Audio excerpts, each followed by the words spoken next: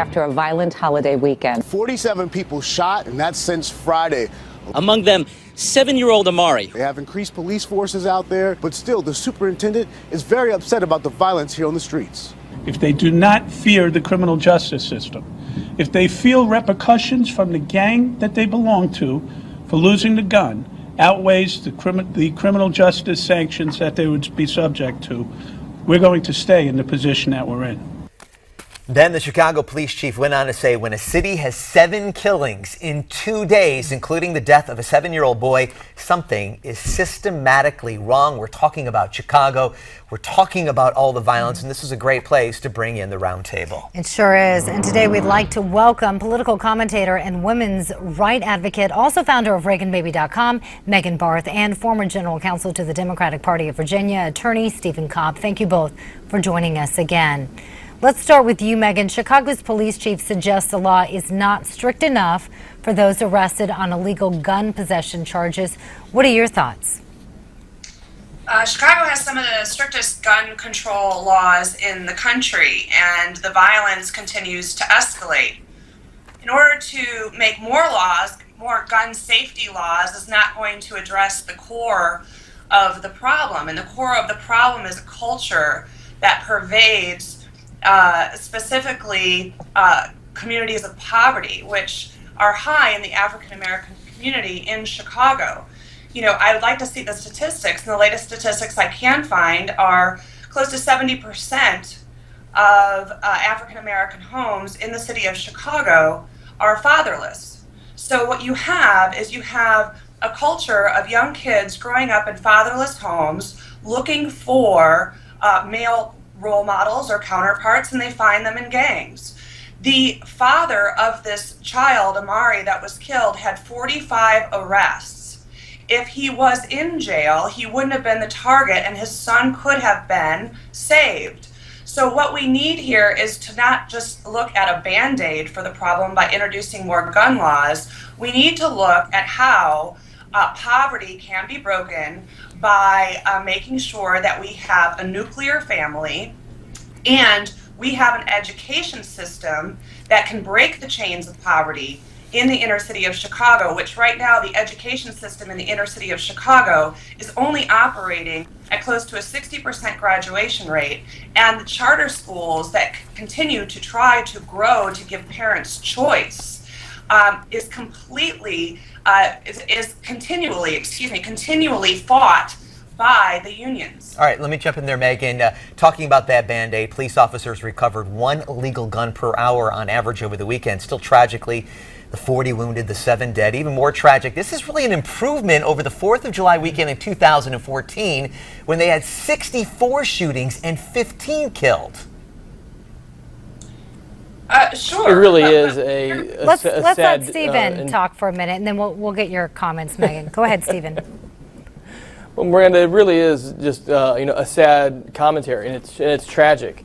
Gun control is something that's going to be and should be at the forefront of the public policy debate in Chicago. But one thing I think Megan and I do agree on, even if we disagree on the issues of gun control, is that it needs to be part of a larger public policy debate.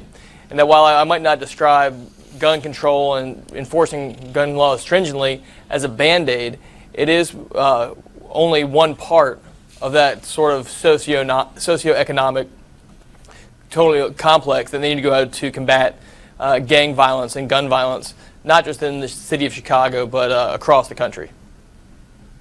And also, let's mention, I want to use a quote. We were waiting for some video to roll that obviously didn't come up, but Chicago Police Superintendent Gary McCarthy said in a Washington Post article, we can put another 10,000 police officers on the street, and what would happen, maybe we'll arrest Mr. Brown 90 times and nothing will happen. And some interesting information is that they actually increase the police force 30% this time this year. So is that a solution, Megan? Perhaps, but it's only. But he's saying it won't matter how many officers. Right, it's only a temporary solution. I mean, you could probably enact martial law and then have everyone just, in their houses. But what I don't understand is, where are the Black Lives Matter protesters? Where is the president on this issue? This was a community that he supposedly organized before he became senator of Illinois. And he has ties there. So if there's going to be a local debate, there should also be a national debate. And where are the protesters that were so prevalent in Baltimore and in Ferguson? What about these children in Chicago? No, they aren't being mowed down by a cop. They are being mowed down by their fellow citizens on a daily basis. I think we can all agree the issues of poverty. And I think you've seen many of the civic groups in Chicago to try and take leadership roles in that regard, and try and kind of set the standard in the discussion on ways to combat that. And I expect that you'll see more, not just from the local leaders of Chicago, but from Unfortunately, I'm going to well. have to cut you off both there because we need to go to a commercial break. We're going to continue our roundtable with Megan Barth and Stephen Cobb. We're going to talk a little bit about Hillary Clinton when we come back.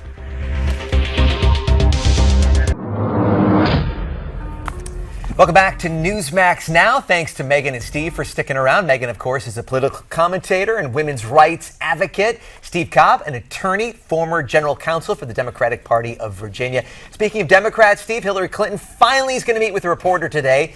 She's been avoiding us recently. I think we're good people. I don't know. Secretary Clinton will give her first nationally televised interview of her presidential campaign. What took her so long, Steve, and what do you expect her to say?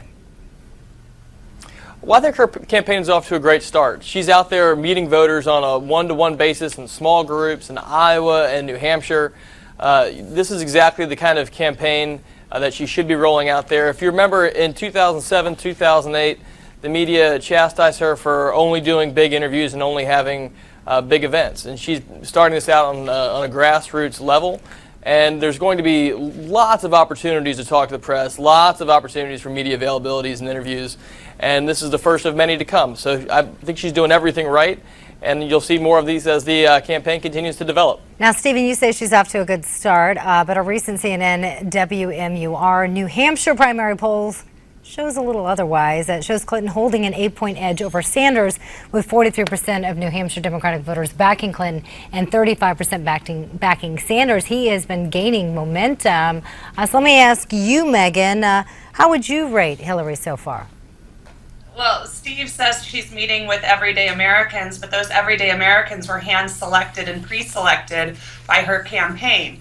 I hope that the reporter at CNN, Brianna, I believe her name is, divulges to the public that she was just at the Clinton grassroots director's wedding last week. So she should let the American public know that she was cavorting with the Clinton campaign staff.